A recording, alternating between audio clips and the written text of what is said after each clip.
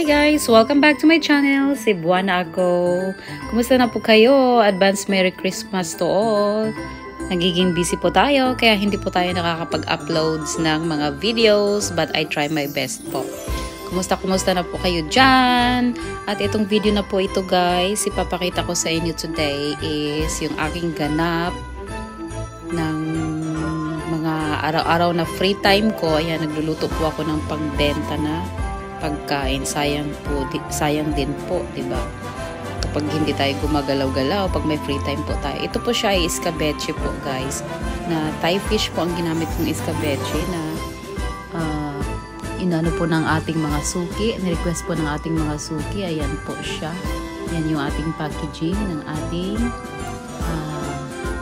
escabeche. Ayan. Super sarap po niyan guys. Napakalasa. At saka, I think may recipe na po ako nito.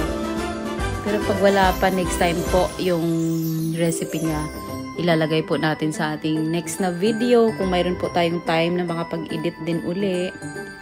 Kaya ayun. Kaya abangan nyo na lang po ang ating recipe po nito ng ating escabeche ala Cebuana ako. Ayan po siya. Oh. Ang ganda po ng ating packaging.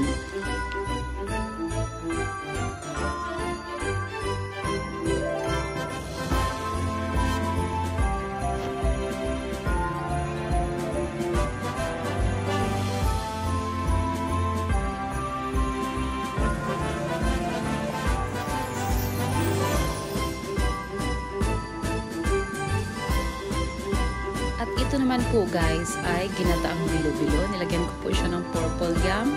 Meron po siyang bilo-bilo. May saging, may kamote. Ayan, may colorful na sago. Tapos, ano pa bang nilagay natin dyan?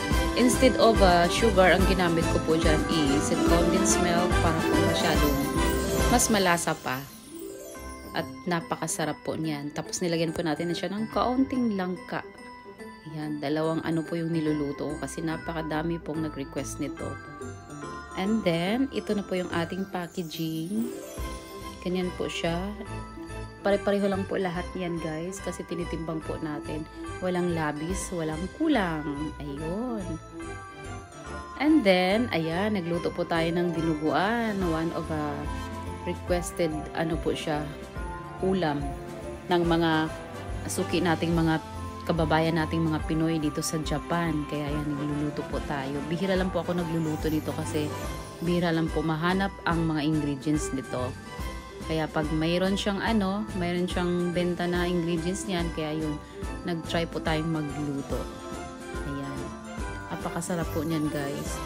Nilagyan ko po siya ng kaunting gata para mas malasa siya. At siguraduhin ko po sa inyo next time na makapagbigay po tayo ng recipe nito kasi wala pa po sa aking mga videos. Hindi pa ako nakagawa ng recipes nito. I try my best po guys na makakagawa po tayo kapag may oras na din tayo. And this is the packaging of dinuguan. Ayan, ganyan po ang pinapak ko siya. Merong maliliit, merong medium size. At meron din po siyang yung pang party size po. Hindi ko na siya nakunan. Ayan. Tapos, ito gumawa po tayo ng atsara na papaya. Ayun, nagkaroon tayo ng chance na makabili ng atsara. Kaya yung ginawa natin para sa lechon Bailey na meron tayong kaunting pamimigay. And then, ayan, ang ating lechon sisig. Super sarap po ng ating lechon sisig. I think wala pa po akong recipe nito pero mayroon po akong video nito guys kung paano ko siya ginawa. And then, I try my best din kung ma-edit ko siya at ma-share ko sa inyo. Hindi po ba? Napakalasa po niyan. Super sarap. Yan po yung ating packaging. Sobrang dami po ng ating niluto.